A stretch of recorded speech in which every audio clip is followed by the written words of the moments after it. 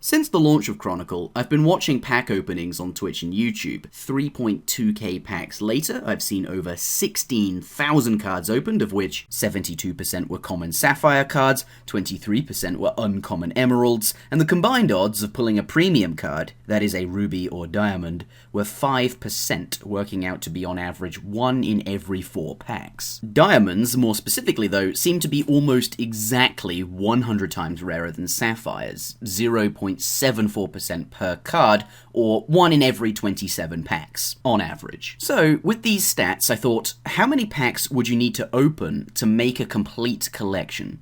So, I made a pack opening simulator.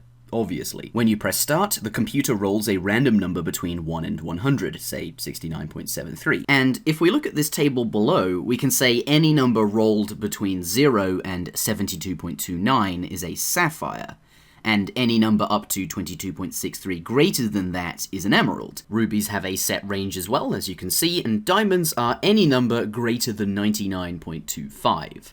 So, the number we just rolled, 69.73, lands here on our drop table, making this card a Sapphire. But which Sapphire? There's well over 100. So now we give a unique number to every single one of them, and roll another imaginary big multi-sided dice to find out. Let's say the computer rolls a 23, Dazing Shot, which the computer remembers and adds to its collection. Card number 2. First roll a rarity, 99.57, which here would be Diamond rarity. But which Diamond?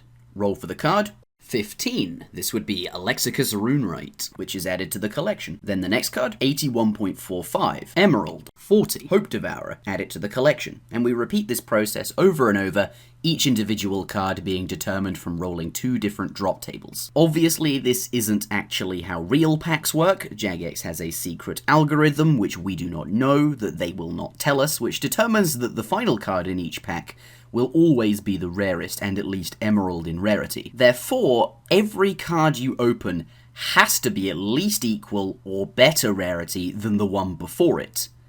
So it would seem the rarer your final card, the rarer every other card is more likely to be. But with a sample size of over 3,000 boosters, whatever it is Jagex packs are actually doing should be averaged into the probabilities my simulator is using. So as the computer diligently continues opening packs, it will of course eventually start getting extra copies of cards it already owns 2 of, or 1 if it's a Diamond. This is inevitable. And after about 150 packs or so, it looks like approximately 80% of the time, the card you pull will be something you already have 2 of. And the more packs you open, the drop-off is enormous. This is almost exclusively due to how common Sapphire cards are, and as a result you get them all very quickly. Sounds like every card game ever at this point, right? This is not unique to Jagex by any means, and this is why rare cards feel rare. It's a necessary part of any CCG, but in Chronicle, extras or duplicates aren't worthless. You can recycle them, unlike in other card games. So with this in mind, as the simulator opens hundreds of packs, whenever an extra card is pulled, it will be recycled into gem shards, and as soon as the value of all the gem shards is equal to the crafting cost of the remaining unopened collection, bam! It crafts the remainder of the library. Simulate this 999,000 times because i7 processors, and we can see the number of packs you need to open to complete the entire collection is different every single time, as it should be, due to variance. Some people will get lucky and open exactly the diamonds they do not have, some people will not and open only duplicates, and the vast majority of everybody else a mixture of both. So you, dear viewer, 1 in 1 million times, could be as lucky as this guy and finish the collection in just over 400 packs, or this guy in well over 900. These, however, are lottery winner picks of extremeness, and the vast majority of people will actually land well within 50 packs either side of the average, which, if we simulate another 1 million times, clearly does not change very much. Unless new cards are added, like today with Morvaran, which these stats do account for. 650 packs is definitely a lot though, and that's because diamonds and rubies are really rare. But when you consider a lot of them are interesting cards that you might not necessarily ever want, and that really only a select few will ever make it into a top tier competitive deck, the number of packs you might actually want could go down by more than half that number. Which begs the question, how many packs should you buy, if any? You do get quite a lot of them for free over time, after all. And to answer that question, on average, 100 packs will get you just over half, 55%, of the entire collection.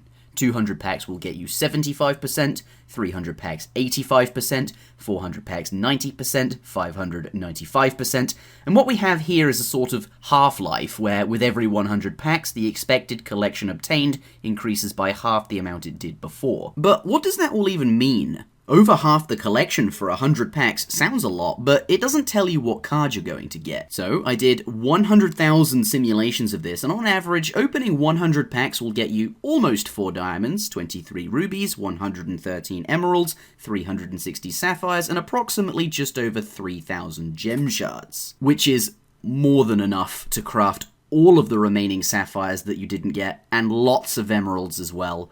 Or instead, if you got everything you needed, 1 diamond of your choice. And of course, those are just the shards you'll get from duplicates, starting with 0 cards in your existing collection. If you actually have a collection, then you'll get even more. And on top of that, you're free to recycle all of the cards you don't want as well. I also did the simulations for 200 packs, which will get you this, and for 300 packs, which will get you this, and 400 as well, which will get you this. And I'd like to point out the 200 packs there, or even 150 or less. That's gonna get you more than enough shards for multiple decks, especially considering how fast you accrue resources from dungeoneering and quests. To make a point of this, I've deliberately saved every single pack I've ever earned from organically playing this game since early access on March 16th, just under 4 months ago.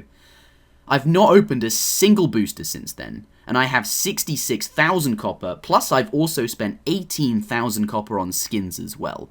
All of that, including my unfinished quests and the dungeoneering run I'm halfway through, is 230 packs. And that doesn't even include any of the free shards I've accumulated, which sadly I have no way to calculate.